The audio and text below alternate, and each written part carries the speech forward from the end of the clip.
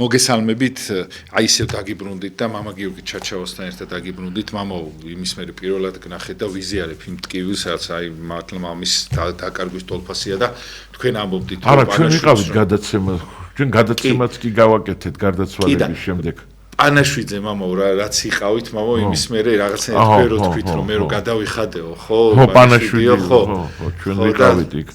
დიახ მამა, თუ იტყვით რომ რაღაცნაირად აი ვერ ხვდებოდი უბრალოდ რას ვაკეთებდიო და ვის პანაშვიდს ვიხდილიო, ვერ წარმომედგინაო და ყველას ესეთი განწყობა აქვს ხათა შორის იქ ვინც მიდის და თუ შეიძლება მამა, რას გვეტყვით, აი რას უნდა მივაქციოთ ყურადღება მამა და როგორ უნდა მე პირიქში მინდა დავლოცო ჩვენი ერი, მინდა ვთხოვო რომ გავძლიერდეთ, იმიტომ რომ დღეს ასეთი დიდი დანარკარგი განვიცადეთ და ჩვენ უნდა გავერთიანდეთ, ერთად დავდგეთ და რა თქმა უნდა ეს მარხვა ჩვენთვის იყო სავსე ასეთი დიდი განსაცდელით და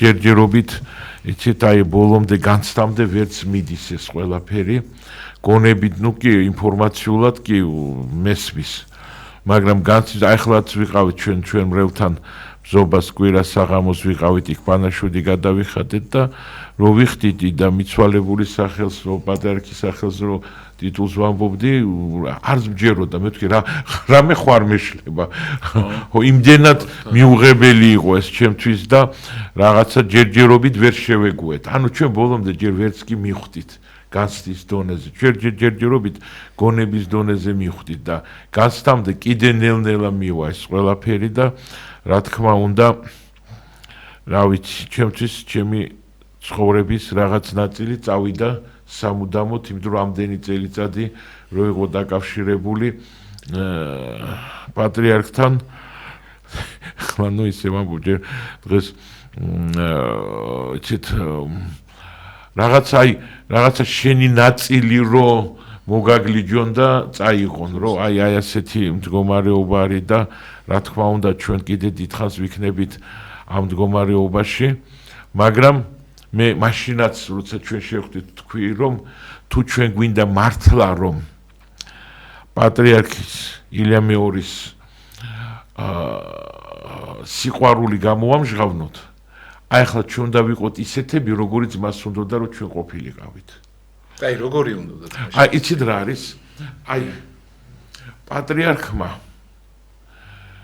შექმნა თელი იცით როგორ არის აი სახარებაში ქრისტეს აქ მოდით აი ეს დიახ კი კაი მორელელი მოდით ეხლა ჩვენზე ვთქვათ თქვენო ქრისტეუბნება უკვე ეს არისო კობის დრო დადგა თქვენო ყოფთ იმას რაც არ დაგითესიათ ეს თქვენამდე დათესეს და თქვენ ეხლა იმყოფთ ანუ პატრიარქმა დათესა და დაგვიტოვა რომ ჩვენ მოიმყოფთ ეს სულიერ გულისხმობ რა თქმა უნდა და აი ეს ჩვენ უნდა რა თქმა უნდა თუ ჩვენ ვერ შევძლებთ და აი ვერ მოიმყოფთ იმას რაც პატრიარქმა დათესა და ეს გაფუჭდება აი ეს იქნება ძალიან ცუდი ამიტომ საუბარი იმის შესახებ რომ აი როგორ წუხვარ და აი პატრიარქი და ჩვენ მე ახლა ვფიქრობ აი რა უნდა გავაკეთო რომ გავხდე უფრო ეფექტიური თან რომ ვიცი რომ პატრიარქს რა მოსწონდა და რა არ მოსწონდა ყოველთვის ახლა აი რაღაცას რო ვაკეთებ იცით ფიქრობ და აი პატრიარქი ამას მომიწონებდა თუ არ მომიწონებდა აი ეს ის არის მას ესე რო გაგეკეთებია გაეხარებოდა თუ არა და აი ეს არის ჩვენი რა თქმა უნდა მთავარი საზრუნავი რომ მე ასე მიმაჩნია ყოველ შემთხვევაში სიტყვით ყველაფრის თქმა შეიძლება. მე მინდა გითხრათ, რომ დღევანდელი პერიოდი მთელ მსოფლიოში და კერძოდ საქართველოში არის დრო, როდესაც მოხდა სიტყვის დევალვაცია. სიტყვა გაკუპონდა. აი გახსოვთ კუპონი როგორი კუპონა რო განიცადა. აი დღეს ჩვენთან მოდით თქვათ, ამიტომ სიტყვა უკვე აღარაფერს არ ნიშნავს. თავარი არის საქმე. თუ საქმე ჩვენ არ გავაკეთეთ აი ეს ლამაზი სიტყვების თქმა ძალიან ადვილი არის. მით უმეტეს დღეს არის ChatGPT, ახლა მე რა თქმა უნდა ამას არ ხმარობ, მაგრამ ზოგიერთ იმას აკეთებს, იმას დააწერინებს რაღაცას და ეს ის არის, მაგრამ რა არის სიტყვა? ცარიელი სიტყვა, როცა სიტყვის უკან არაფერი არ დგას. აი რუსულში არის ერთი ასეთი ტერმინი არც ერთ ენაში ეს არ არის, აი ასეთი ზუსტად ძალიან კარგად არის და სლავაბლუდია. სიტყვით მრუშობა. ანუ როცა შენ არ გაქვს ამაში ჩადებული აზრი, სიყვარული და უბრალოდ ლაპარაკობ ლამაზი სიტყვის გამო, რომ უბრალოდ რაღაცა ლამაზი ტექსტი გამოგივიდეს, რომ ვიღაცას მოაწონო თავი. ხო? ამას ქვია სლავაბლუდია. აი ძალიან კარგი სიტყვა არის, მრუშობა არის პირდაპირ. ამიტომ ჩვენ უნდა გვესწოდეთ, რომ მრუშობა არ არის მარტო იმ გაგებით მრუშობა. ანუ შეიძლება შენი სიტყვებით, უაზრო სიტყვებით, იგივე ეს იყოს ეს ჩაგეთვალოს მრუშობად. აქედან გამომდინარე, მე ყოველთვის და მით უმეტეს დღეს კაცობრიობა უკვე ისეთ პირას მივიდა, რომ ჩვენ არც ერთი ზედმეტი მოძრაობის გაკეთების უფლებაც არ აქვს. იმიტომ რომ ყველა ჩვენი მოძრაობა, ყველა ჩვენი საქმე იმდენად ლაკონური უნდა იყოს, იმდენად კონკრეტული უნდა იყოს და იმდენად იმ კონკრეტულ საქმეს უნდა ემსახურებოდეს, რომ მეტი არ შეიძლება და მე ყოველთვის ვამბობდი და კიდევ ერთხელ მინდა გავიმეორო და განსაკუთრებით ჩემ კოლეგებს თუ ვინმე მისმენს ახლა მინდა მივმართო განსაკუთრებით ვინც უშუალოდ მოღვაწეობს ეკლესიაში რომ ჩვენ ძალიან რთულ ჟამს გავდივართ იცით საქმე იმაშია რომ ათეიზმმა ძალიან ძლიერი ბრძოლა გამოუცხადა ღმერთს არა რელიგიას არა მთლიანად ღმერთს ну გასაგები ეს ღმერთს ვერ მოერევა მაგრამ და ათეიზმი დღეს ძალიან სერიოზულად ცდილობს რომ წარითაცოს აი სულები ადამიანის სულები და ამიტომ ქრისტემ თქვა რომ კობის დრო მოვიდა და ჩვენ თუ და ეს უკვე დათესილი თუ ჩვენ დავკარგეთ თუ ხელიდან გაგვეცალა აი მაშინ ძალიან მძიმე შეცდომა იქნება იმიტომ რომ წარმოიდგინეთ ხო შენ არ დაგითესია შენ არ აგიღზდია და შენ უნდა მოიმკო და აი მასაც თუ ვერ გააკეთებ და აქედან გამომდინარე ჩვენ გვჭირდება ძალიან სერიოზულად მერე დაჯდომა მე ვთვლი რომ ჩვენ თანდათანობით დაგვჭირდება რომ შევქმნათ საღვთისმეტყველო მუდმივად მოქმედი საბჭო სადაც განვიხილავთ ძალიან ბევრი საკითხი არის შიდა წრეში დასაჯდომი და განსახილვებელი სტრატეგია ტაქტიკა აი ქადაგების იცით რა შეასაქმე მისიონერობა მე პირდაპირ გულწრფელად გეტყვით აი მე ნუ ვიცი რაც განსაკუთრებით კარგად რაც ხდება ქართულ სასწავლო სკოლებში და რუსულში ორივე ჩვენი სასულიერო სკოლების ერთ-ერთი არც იქ არც აქ მისიონერობა არის სწავლება ამ დროს დღეს მისიონერობა აი საგანი არის ყველაზე მნიშვნელოვანი და თუ ჩვენ გინდათ სექტანტებთან გინდათ ამ ათეისტებთან თუ ვაგებთ აი ზუსტად მისიონერობის უნარში იმიტომ რომ ყველაფერს აქვს თავისი სისტემა რა და როგორ უნდა გააკეთო მოუმზადებელი როცა შენ ხარ და განსაკუთრებით როცა ცალ-ცალკე მოქმედებთ აი ახლა мотиваციაც რო არ არის მისიონერობა мотиваცია სხვათა შორის უკვე აი პატრიარქის თანადგომით უკვე 2 წელიწადია რაც შეიქმნა განსაკუთრებით მხარს გვიჭერენ ვისაც აქვს საკვირაო სკოლები აი საკვირაო სკოლები ძალიან სერიოზულად ამოქმედდა საქართველოს ტერიტორიაზე და მე ეს ძალიან მიხარია მაგრამ მაინც მინდა გითხრათ რომ ეს ძალიან ცოტაა საკმარისი არ არის რა თქმა უნდა საკმარისი არ არის ეს კარგია ძალიან კარგია მაგრამ ძალიან არასაკმარისი იმიტომ რომ ძალიან დიდი რაოდენობის ბავშვები ჯერჯერობით რჩებიან ისე ჩვენი ყურადღების გაღმა და რა თქმა უნდა ეს ძალიან რთული არის ну ეს ის საკითხებია რომელიც ახლა ასე ძალიან ნედლი ის არის ჯერჯერობით არც ვარ მზად იმიტომ რომ ჩვენ უნდა დავждეთ და ძალიან ბევრი რაღაცები განვიხილოთ იმიტომ რომ მე გეუბნებით რომ ყველაფერი უკან დაგრჩება მერე თუ ჩვენ გადავიქეცით ну ყველა რა თქმა უნდა არა მაგრამ ერის საკმაოდ დიდი ნაწილი ღვთისმგებლად თუ გადაიქცევა მერე ძალიან ცუდად წავა ჩვენი საქმე მაგრამ იქითკენ მივყავართ მე ამას ხო, მე იცით როგორ ხედავ ამას. მე როგორ ხედავ, როგორ მუშაობენ ყოველდღიურად, როგორ ჩვენ წინააღმდეგ.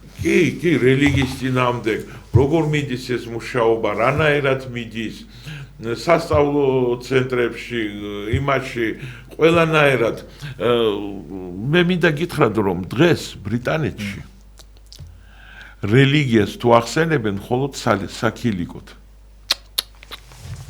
თქვენ იცით, რომ ბრიტანეთში ძალიან ბევრი ტაძრები ეკლესია ძალიან ცუდი ის არის.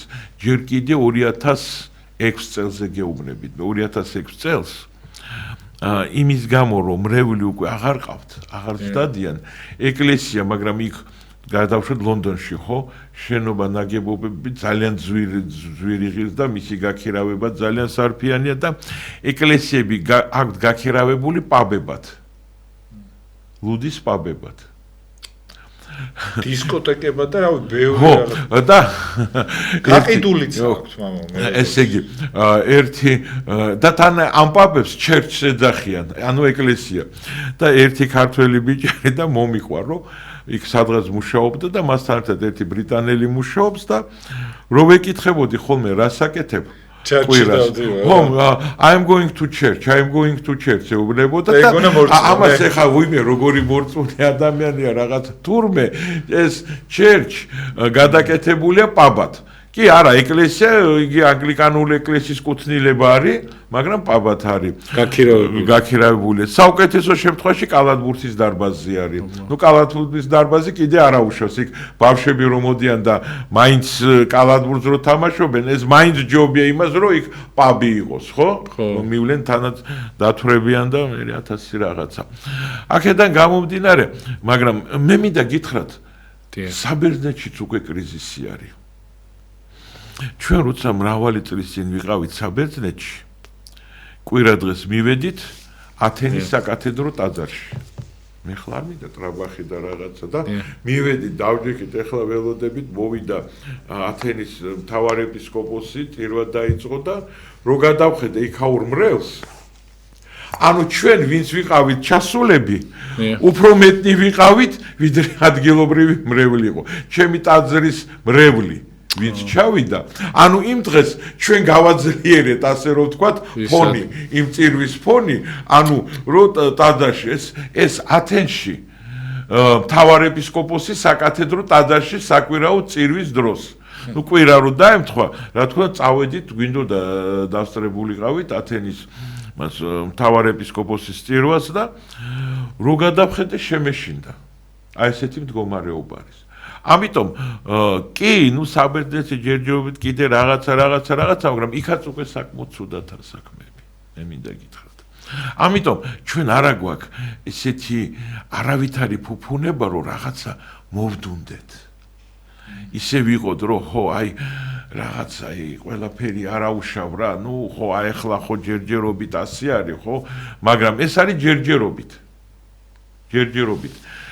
და ამიტომ მე ეს ყველაფერი ვისაუბრე, რომ ჩვენ ეს უნდა გავითვალისწინოთ, ჩვენ უნდა გვესმოდეთ, რომ ყველა პასუხისმგებლობასთან ერთად უკვე პატრიარქის მისულის წინაშე გვაქვს ეს პასუხისმგებლობა, ვალდებულება, იმიტომ რომ პატრიარქმა მე იმ სიონში და ძირითადად საღვთელოება არის, ნუ მეტი რა თქმა უნდა ეპისკოპოსების ნაკურთხები, ნუ მაგრამ ჩვენ ხო პატრიარქის ნაკურთხები და მე მახსოვს როცა მაკურთხა ხუთა რა მითხრა. შენო ხალხს ემსახურეო პირველ რიგშიო. ხო, აი ეს არის. აი ეს მითხრა და აი ეს უნდა, ამიტომ ეს მისი აი ეს კურთხევა უნდა შევასრულოთ. მაგრამ ყოველთვის რა თქმა უნდა გიჩნდება კითხვა, ვემსახურებით თუ არა. ხო. ჭეშმარიტად ვემსახურებით თუ არა. რა თქმა უნდა, ეხლა თვითდაკმაყოფილების ადგილი რა თქმა უნდა არა გვაქვს ჩვენ და ვერ ვიქნებით. მაგრამ მაინც ეხლა მაინც უნდა მოვახერხოთ და რაღაცა გავაკეთოთ, რომ აი ამით გამოვამჟღავნოთ ჩვენი პატივისცემა პატრიარქისადმი. ხო, ეს რაც შეეხება ამ ჩვენ ამ განცდებს და მე მინდა თქვენის ნებართვით გადავიდე ახლა იმ კვირაში, რა კვირაში ჩვენ ვართ საფასუხისმგებლო კვირა. ეს ყველასთვის, ეს არის ის დრო, როდესაც ჩვენ უნდა მოვიმკოთ სული წმინდის მადლი ყველაზე მეტად გადმოდის და ჩვენ უნდა მოვიმკოთ და რა თქმა უნდა ამასაც ვხედავთ ხოლმე რომ რამდენად მაინც თითქოს აი ვემზადებით, თითქოს ვაკეთებ, თითქოს ისა, მაგრამ რო დგება საქმეზე, ხედავთ რომ მაინც საკმარისად ეფექტურები არა ვართ. და ამასთან დაკავშირებით, რა თქმა უნდა, მე მინდა შევეხო ახლა წარსული დღესასწაული, დღევანდელი დღე და ხვალინდელი დღე. აი სამ დღეს უნდა შევეხო. ეს არის დიდებით შესვლა ქრისტეს იერუსალიმში. ხო, ამაზე ძალიან ბევრი ითქვა და მე რა თქმა უნდა რაღაც გამოყავით თქვენი ნაპოვნი დეტალები რაღაცა. ხო, აი მოდით. აი ახლა მე ახლა თვითონ ნახევარი საათია წინა მინდა რომ ყველაფერი ჩატი. კი, აი ახლა უბრალოდ ძალიან სწრაფად მინდა ერთი ჭირა წავიკითხო და დაგისვათ კითხვა, აბა საიდან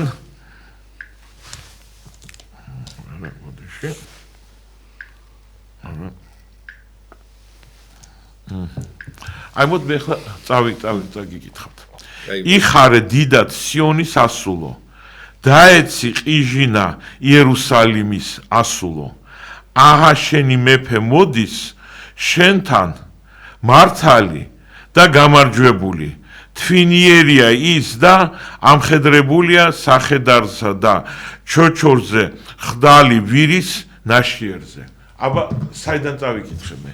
რომელიც სახარება წავიკითხეთ თვით. ესე ვერ მიხვდები. მაგრამ ანუ ზობასთან არის დაკავშირებული, რა თქმა უნდა. ხო, სახარება ზობა არის, კი. ხო, სახარება, ხო? კი. არ არის ეს სახარება. ხო, რაღაცა ის იყო დანამატი იქნება. არა. ეს არის წინასწარმეტყველი ზაქარიას მიერ დაწერილი რამდენიმე საუკუნით ადრე. ეს ფრაზები. და ახლა სპეციალურად მე წავიკითხეთ რატომ? აი, რო წაიკითხო, ხო, გეგონება რომ სახარება, ახლა ვინც კარგად არ არის ჩახედული, მაგრამ იცის ეს ტექსტები, იფიქრებდა რომ ეს სახარება მსგავსი არის გამორჩენილი გეგონება. ხო, ზუსტად იგივე რაც სახარებაში წერია. მაგრამ ეს უკვე ნაწინასწარმეტყველები არის ზაქარიას მიერ და ისაიასაც აქვს, მაგრამ ახლა ამის დრო არ არის, ვერ წაგიკითხავთ, კიდე სხვა ისაიას, მაგრამ ახლა ზაქარიას. და რატო წაგიკითხეთ ახლა დღეს? ესე იგი, ჩვენ უნდა ყოველთვის არის საქმეში რაღაცა ყველაზე მნიშვნელოვანი.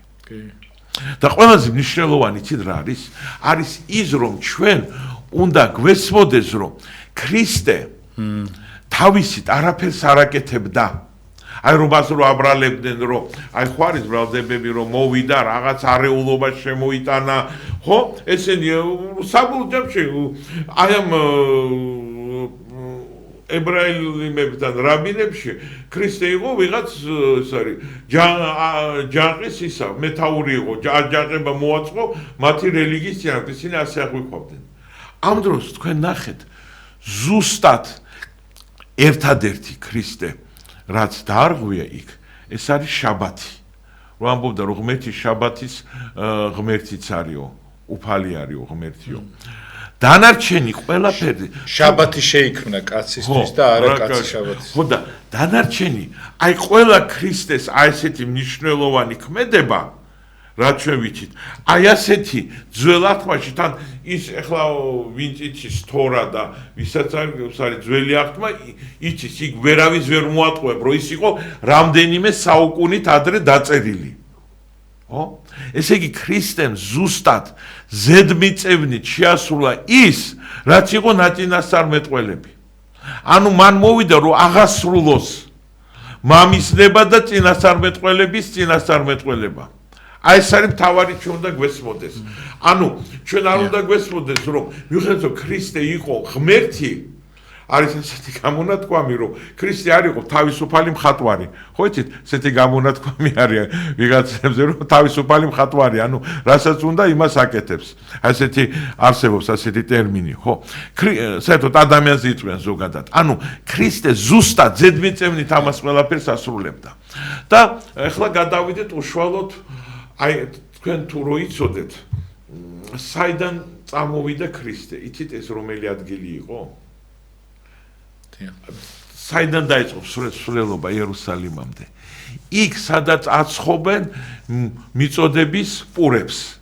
ანუ თვითონ აი იმ სოლომონის და დავითის ტაძარში როცა აი ეს შედგებოდა შეწირულობა აი იქ იყვნენ სპეციალური პურები, მიწოდების პურები. ნუ ეხლა რა თქმა უნდა ჩვენ სეფის სკვერთან არ შეედრება, მაგრამ აი რაღაცა ამ დაგვარი. ანუ ის რომელიც უნდა შეწირულიყო. და ქრისტემ ზუსტად იმ ადგილიდან წავიდა, რომ ის არის აი ეს პური, რომელიც უნდა შეიწიროს, შესაწირავად შეგნებულად წამოვიდა იმ ადგილიდან. და რაც მთავარია, იერუსალიმში შესვლა იმ ტაძარს არის, არ შეიძლებოდა რომელიღაც საათის მერე. და ქრისტემ აირჩია ის გზა, რომ ამ ჩოჩორით აი იმ დრომდე შესულიყო. და არ გადაეჭარბებია დროისთვის, როგორც ჩვენ ახლა ვცდილობთ დროს არ გადავჭარბოთ გადაცემის, იქაც ზუსტად ასეთი იყო. და აქაც ქრისტემ გამოამჟღავნა აი ასეთი ერთგულება და მორჩილება ჯულისადმი, რომ ზუსტად მივიდა იქ. და მე დღეს მინდა აღვნიშნო აი ესეთი ფაქტები, ნუ რაც იმიტომ რომ ამის შესახებ იმდენი ითქვა. და აი ეს რომ ქრისტემ აირჩია ტრანსპორტად ვირი. ნუ რა თქმა უნდა, ყველას კომენტარები არის, რომ ეს არის მორჩილებათა თავდაბლობა. ხო? მაგრამ მე მინდა გითხრათ, რომ ქრისტე არის ღმერთი. და მას აქვს თავისი პრინციპები, რომელებსაც არ ღალატობს. ამიტომ ქრისტე იჯდა ახალგაზრდა ჩოჩორზე, რომელზე ჯერ არავინ არ მჯდარა. ანუ რა ხდება? ღმერთს არ შეიძლება შეწირო რაღაცა უკვე შენს მიერ ნახმარი, გამოყენებული. და ამიტომ ის ჩოჩორი იყო ახალგაზრდა, მათზე ჯერ არავინ არ მჯდარა. ქრისტე პირველი იყო, ვინც დაჯდა ამ ჩოჩორზე. და თან იცით ერთი კანონით შეასრულა წესი. ისრაელში ასე იყო დაწერილი. თუ არის ახალგაზრდა ჩოჩორი, ხო და შენ უნდა იყიდო ის. შენ არ შეგიძლია იყიდო დედის გარეშე. ხო და მოყვებოდა უკან, ხო დედა. არა, შენ დედასთან ერთად უნდა ვალდებული ხარ, თუ ყიდულობ, ორივენი უნდა იყიდო. ან დედას თუ ყიდულობ, ჩოჩორის თუ ყავს ახალგაზრდა ჩოჩორი. ხო და შენ ეგ არ ვიცოდი, იმიტომ რომ მოყვებოდა უკან ეგ ვიცი. ხო, მაგრამ კი არ მოყვებოდა, ორივე წამოიყვანეს. არ შეიძლება ეს დედის და აი ამ ახალგაზრდა იმის გაშორება არ შეიძლება. აქაც აღასრულა. მაგრამ მე მინდა ახლა გითხრათ, რომ ჩვენ საერთოდ მე ვთვლი რომ ჩვენი გადაცემა არის გადაცემა რომელიც შეიძლება დაგვიმატეს, მაგრამ ძალიან დიდი მადლობა. რომელიც ჩვენი გადაცემა არის ის გადაცემა, სადაც ჩვენ უნდა არსებული სტერეოტიპები დავარღვიოთ. და მე მინდა გითხრათ დღეს ახლა ამ აქედან განვაცხადო რომ ვირი ჩილიქოცნებში არის ყველაზე ჭკვიანი და ინტელექტუალური ცხოველი. ეს იცით რა მოხდა? რატო ვირის მიმართ ასეთი ცუდი განწყობა და მშრომელი თან მამა. აი ახლა მე თან მიდად მოგიყვებით. საქმე იმაშია რომ ეზოპი იყო ასეთი წერალი, იგავებს წერდა და ეზოპმა ძალიან სერიოზულად გალანძღა ეს ვირი. და მთელი ევროპული აზროვნება ჩამოყალიბდა ეზოპის აი ამ ეგრეთ წოდებული იგავების იმით, სადაც ვირი იყო დაყვანილი ძალიან სულ დონემდე. და მე იგივე იმაში რუსულ იმაში კრილოვმაც ასევე გამოიყვანა ძალიან უაზრო იმათ და აი ეს უკვე იცით რაღაცა კაცობრიობა მიყვება მინდა. დააკნინეს, არა და არ არის ესეთი დასაცი. მაგრამ მე მინდა გითხრათ რომ ვირი არის ნუ რომ შრომელია ეს ჩვენ ვიცით ვირივით შრომობს ხო ეგ გამონათქვამიც არის მაგრამ ის არის ტვინი მისი ტვინი ყველაზე ინტელექტუალურად განვითარებულია ყველა ჩილიქოცნებში და დაგიმტკიცეთ პირველი მას შეუძლია საკუთარი პირადი წონაზე მეტი წონა წაიღოს მაგრამ ამავე დროს იცის სად არის მისი მაქსიმუმი იმაზე მეტი 1 კილოთითაც რო გადატვირთო არ წავა მერე რა ხდება კიდე ნუ ვირი არის რა თქმა უნდა ძალიან ნაკლებად მომთხოვნი აი საკვების და წყლის მიმართ აი თითქმის ამტანია ხო თითქმის აკლემივით ამტანი არის ხო მაგრამ აქ არის ახლა შემდეგი მომენტები იცით ვირს აქ რაღაცა წინაგრძნობა და ძალიან ბევრი შემთხვევები არის ცნობილი რომ დაუშვათ სადღაც მთიან გზაზე მოდიან მიცით რა შეასაქმე განსაკუთრებით ის ქვეყნებში სადაც მთიანი გზები არის იქ ვირი უფრო მეტად ფასობს და მე მინდა გითხრათ რომ კიპრი ხო კიპრის სახელმწიფოს ჰერბში არის ვირი შეყვანილი. გერბში არის ვირი. ზოგს არწივი აქვს რაღაცა და კიპრის გეგე თითქოს ვირი არის, იმიტომ რომ ისინი თვითონ აღიარებენ, რომ კიპრი არის აშენებული ვირით. ვირის მეშვეობით აშენდა კიპრი. და არის რა ხდება თურმე ასეთი ის არის რომ თან ეს არაერთხელ მომხდარა, არაერთხელ.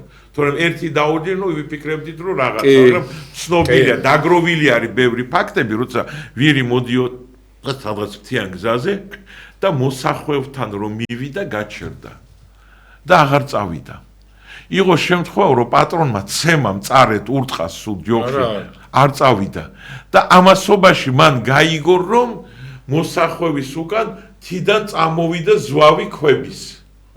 უზარმაზარი ზვავი. ანუ ესენი ამ დროს რო წასულიყვნენ, ზუსტად იქ იქნებოდნენ და ეს ზვავი მაგათ გაიტანდა, იცი როგორ აი ბუმბულივით გაიტანდა და გადაჩეხავდა ამათ. და მე თურმე ადგა დაუჩოქა იმ ვირს და დაუწყო კოცნა. გადაარჩინეს. ხო, გადამარჩენ და შეშენ ასე მწარეთ ხცემეო. და ეს, მაგრამ ეს ერთ-ერთი, მაგრამ ძალიან ბევრი ასეთი შემთხვევა არის. თუ მან იცის, რომ სადმე გზა უნდა ჩამოინგრეს, არასანდო გზა არის, ან ხიდი, აი მოდის ხო, ის ხო ინჟინერი არ არის, მაგრამ თუ ხიდი არის ჩამონგრევის პირას და მათ წვირს ვერ აიტანს, არ გადავა იმ ხიდზე. ეს არის რაღაცა საოცრება.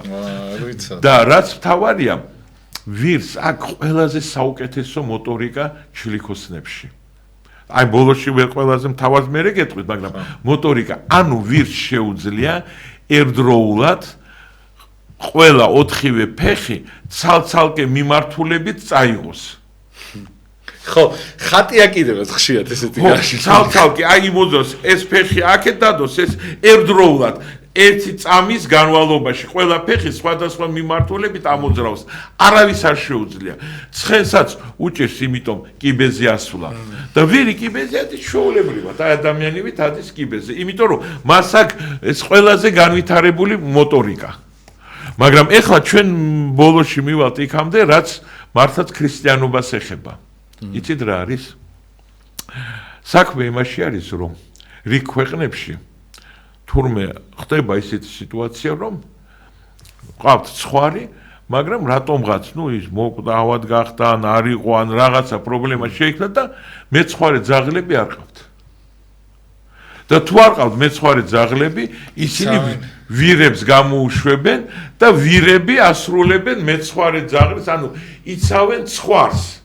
ანუ და ვირი ბოლომდე და 3 მგელიც რომ მოვიდეს, მარტო ვირი წინ დაუდგება, არ გაიქცევა და თავს შეაკლავს და ცხრებს ბოლომდე დაიცავს. არ გასკბენა ძალიან ცუდი იცის. კი, გვინდა წიხლიც საკმაოდ კარგი იცის და და ბოლომდე თავს შეაკლავს. ბევრი შემთხვევა არის, როცა ვირი ჩხუბობს 3 მგლის წინამდე, ხანდისხან გაყრის ისე რომ არა, თუ შეიძლება მეტი 5-6 მოვიდა, შეეწირება და ეს რა არის? თავდადება აქვს. და ქრისტე რა თქვა? აი რატო აირჩია ვირი?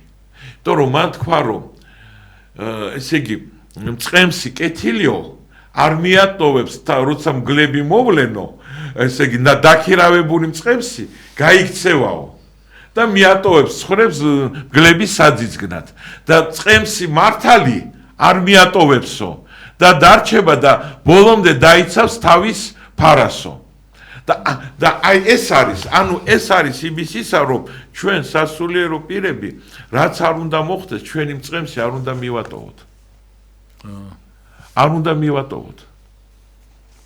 არ უნდა დავიმალოთ პირიქით მათ ზურგის უკან. თუ რაღაცა საფრთხე დგება, ჩვენ პირიქით პირველი წინ უნდა დავდგეთ. და ამით ქრისტემ აირჩია ეს ვირი, როგორც სიმბოლო, რომელიც გლების წინაშე უკან არ დაიხევს. რომ ქრისტემ თქვა, რომ აი ეს არის.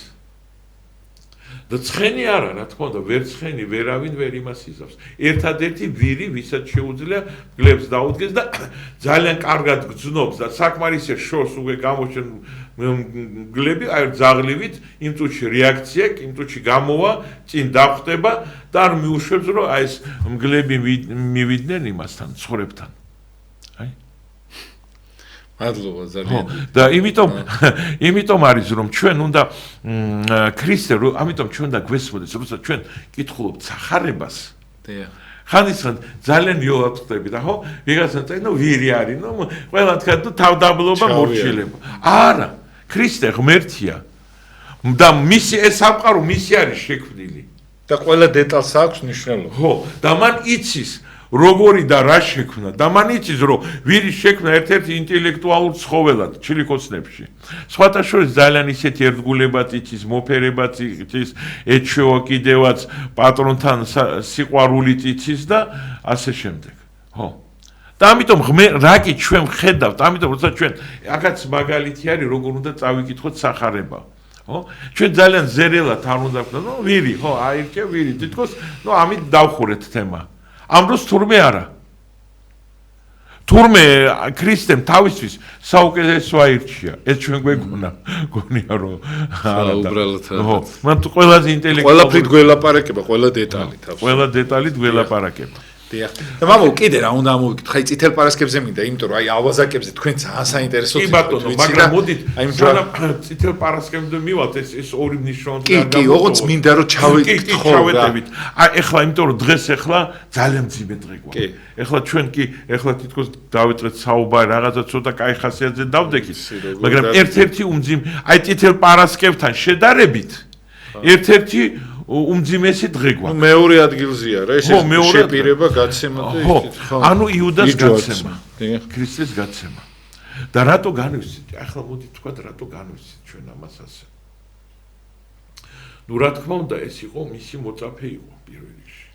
და აი მოდით იმასთან დაკავშირებით ჩვენ არ უნდა გვეგონოს რომ აი ხალ ძალიან ბევრი ცოტა აი ადამიანები ახლა ერთი არის მორწმუნე ადამიანიც როგორც გელაპარაკე მაგრამ მე ნაკლებად ვცდილობ იმიტომ რომ ვინც მორწმუნეა და სწამს ის შენია იმას ნაკლები ახსნა სჭირდება ამიტომ მე ჩვენ ეს გადაცემა უნდა გამოვყენოთ მათთვის უფრო მეტად ვინც მერყევი არის რა თქმა უნდა და აი ეს მერყევი ადამიანების აი მე რაც ხშირად მათგან მოდის სიტყვა კი მაგრამ ხო ღმერთი იყო ხო იცოდა რომ იუდა უარგისი იყო ან როგორ მოხდა ხوار შეეშალა ან რაღაც აი მოდით უცბად მოკლედ ერთ იმას წაგიკითხავთ ჩოდეთ აჰა აგერ მარკოზის სახარება ნახეთ რა წერია ეს ძალიან მნიშვნელოვანია მე ავიდა მთაზე და მოუხმო მათ ვინც თვითონ სურდა ანუ იქ არისო ჩაწყობა ყუფარაძის დარეკილი და რაღაცა რომ აი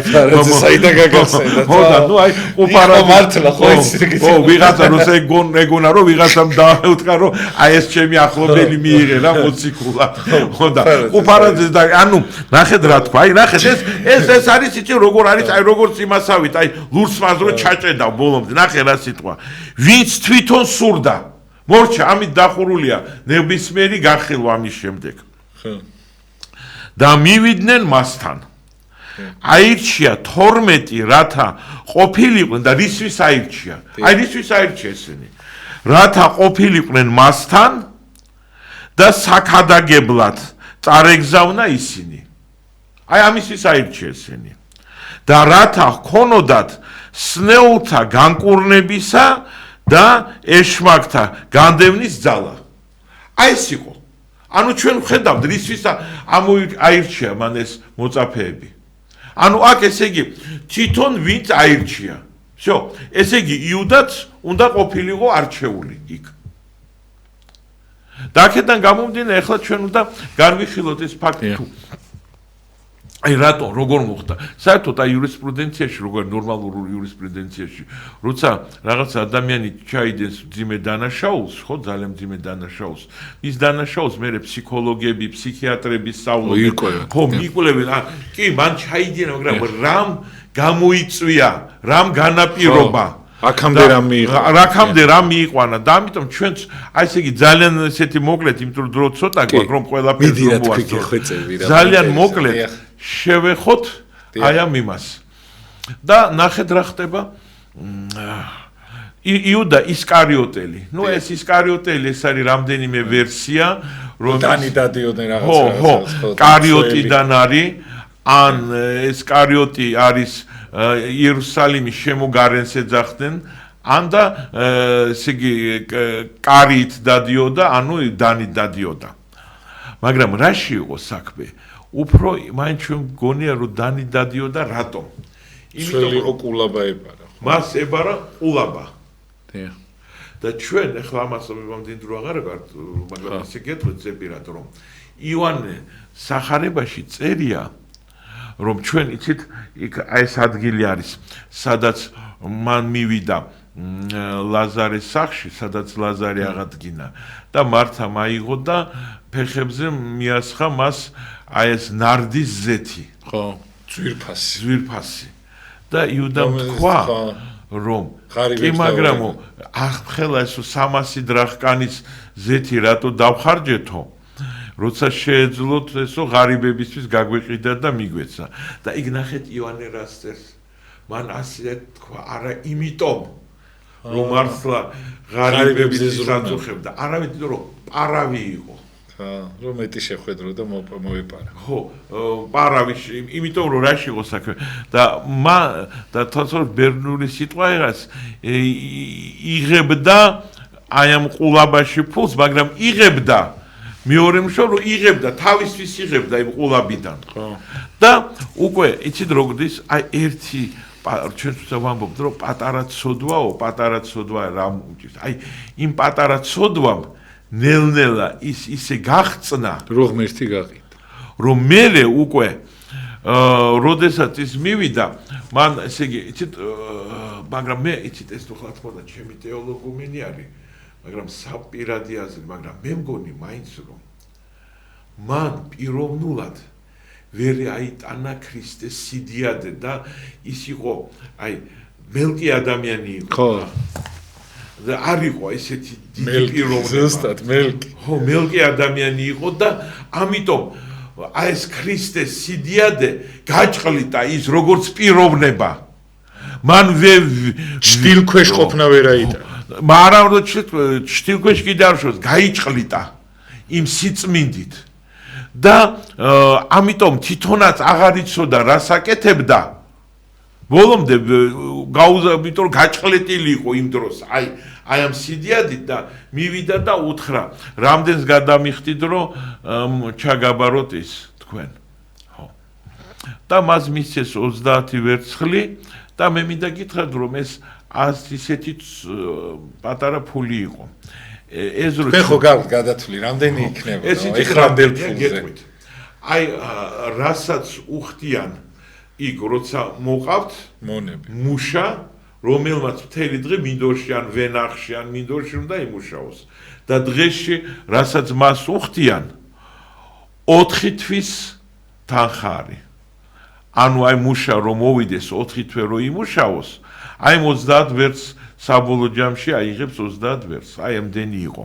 და რა თქმა უნდა ეს თანხა ეყოთ, მე როცა მან მიხვდა რომ და ისაქნა რა ჩაიდინა, იმიტომ რომ ისე ვამბობ, იმ მომენტში იყო ძალიან გაჭყლეტილი, მაგრამ მე მაინც მიხვდა რა ჩაიდინა და მივიდა და რო გადაუყარა ეს ვერცხლი, ამათ არ შეეხეს, ის არ აიღეს, იმიტომ რომ ეს სისხლის ფასი იყო და ამით იყიდეს უპატრონო გარდაცვლილების სასაფლაო ვიღაცა მეკოთნისგან იყიდეს მიწა და იქ უპატრონო გარდაცვლილების სასაფლაო გააკეთეს.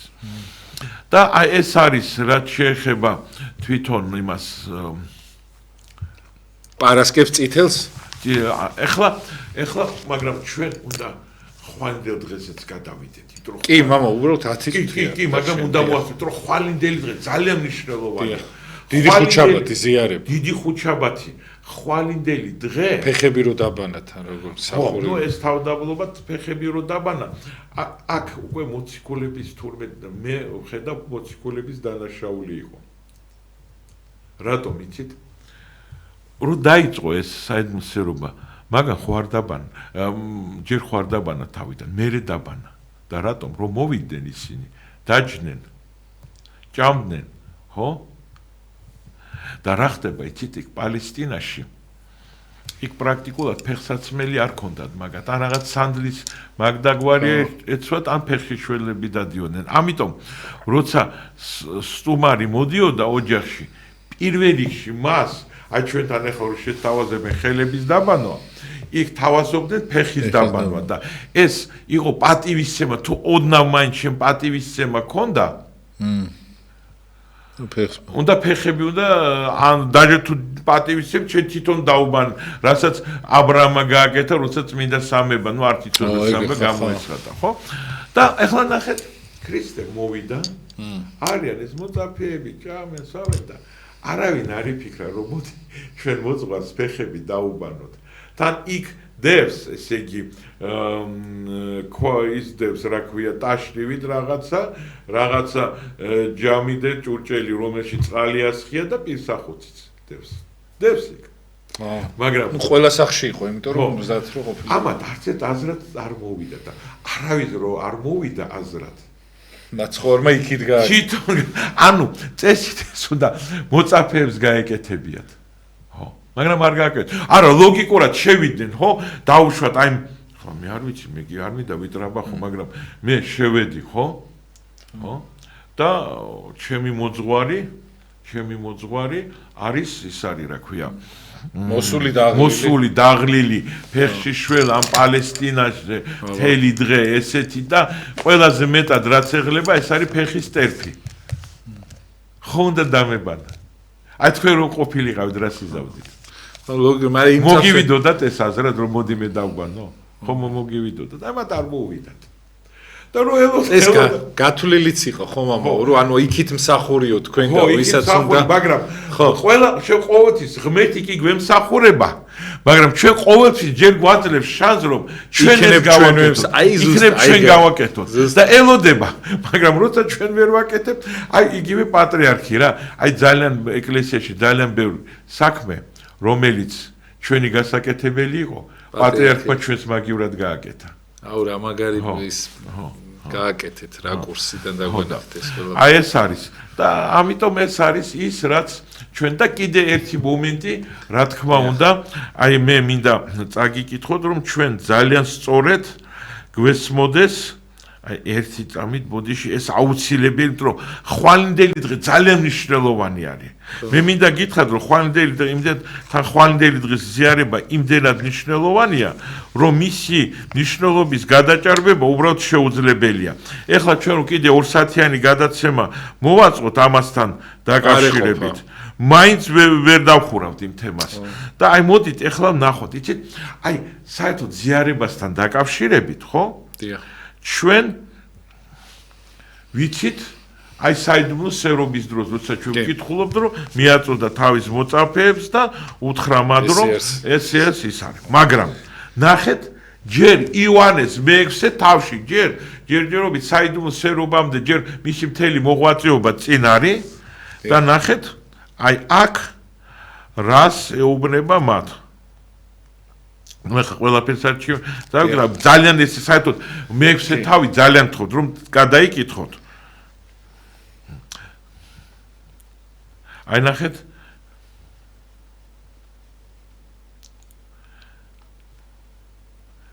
ნახეთ ვერავინ მოვა ჩემთან თუ კი მამამან ჩემან მომავლინებელმან არ მოიყვანა ანუ ჩვენ რო გონიათ რომ ჩვენ ავირჩიეთ ღმერთი ჩვენ მივედით ღმერთთან არა და მე აღვადგენ მას უკანასკნელ დღესა და ნახეთ ახლა